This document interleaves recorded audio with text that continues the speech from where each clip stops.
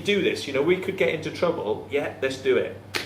Come on, let's do it. And we got on this buzz, and we were absolutely no drugs at all, no stimulants or alcohol or anything, you know, but we were on a high. We were charged. We made this formation, and it was celebrated as an all-time great formation. I can't tell you which one it is, but it's... oh, sure. I don't know if I should hint at these things. But there was a... Let's put it like this. There was if you want to be cryptic about it, there was a water formation, let's say, in the same field, and it wasn't a million miles away from Lockeridge. And if we're talking water and you want to fill the blanks in, there's a big clue there for you. There we were. We made this formation. We got out, and everyone loved it. We tracked down the people, and I thought, I've got to track them down and find out whether they saw us, you know, just out of, you know, sheer curiosity. And we found out where they were, and they said, do you know what, it's really weird. We were there with all our telescopes and stuff, and we could see the stars great, but after a certain point at night, all this fog came in over the field. We couldn't see anything. It was just covered in fog. And in the morning, the fog cleared, and there was this really great formation there. Now, we could see them all night long. There was nothing obscuring the vision that night. But from their perspective, they couldn't see us. Now, I will just skip very quickly over some of these experiences because there's so many of them. And if you want to talk to me about them later on, I'll be happy to talk to you. And also, I've done videos which are on YouTube, which you can have a look at, which contain my very foul language at times, so you are warned. It's definitely not children safe.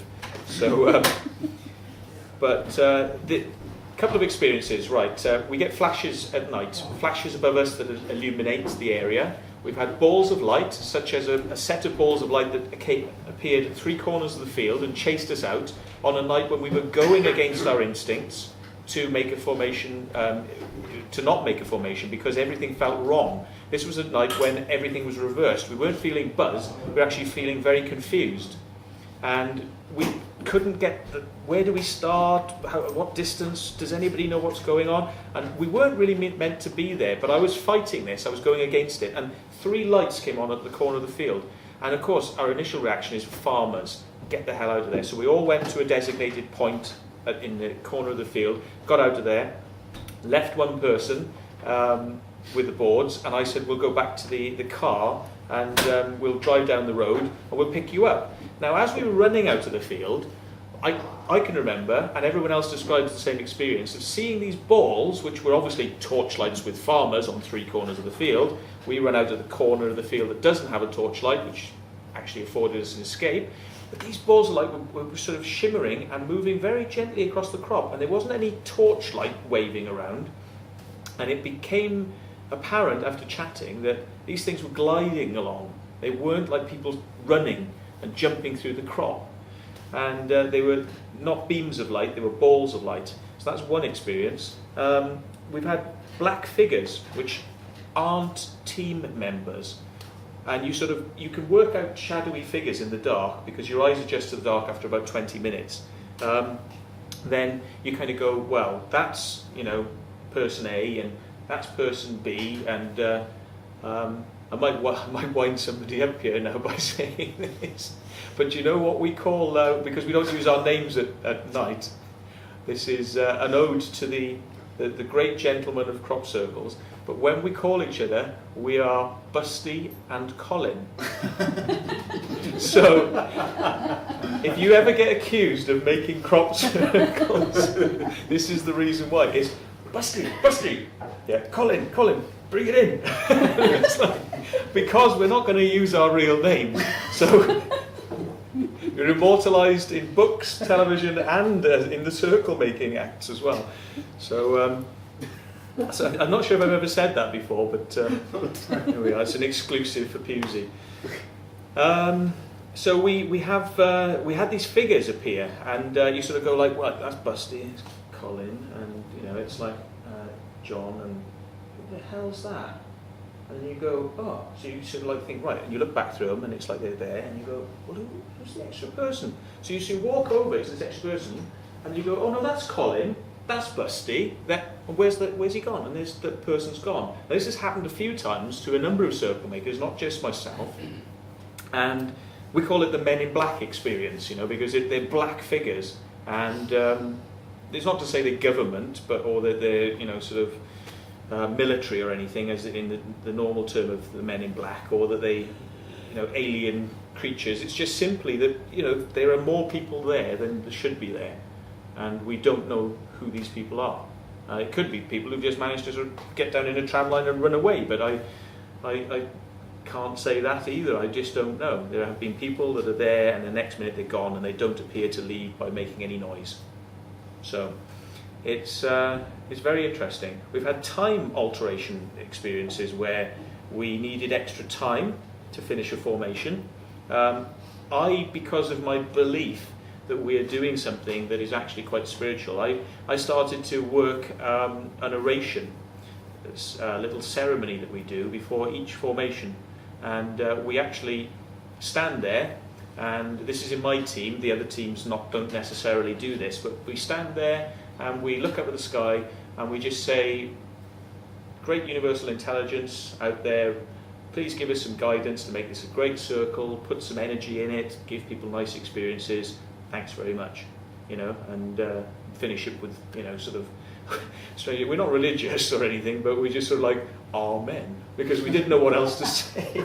So it was like, amen, It's as tacky, it really is tacky, but we do it. We do it. And I do think it helps. It helps focus people on the positive energy you want to have with you when you're making the circle, because I think that as you kind of flatten things down as an act, you can flatten it with love, or you can flatten it with frustration, or if you're going to do it with love, then maybe that would get recorded in some way. I kind of go for this idea that maybe everybody else that would come in there would experience something nice.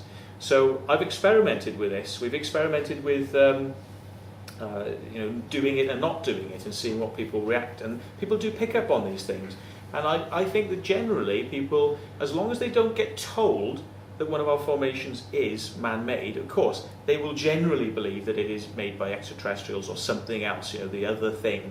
But it does affect the energy, and some people have gone in and had healing in the formations, and we're very happy that happens.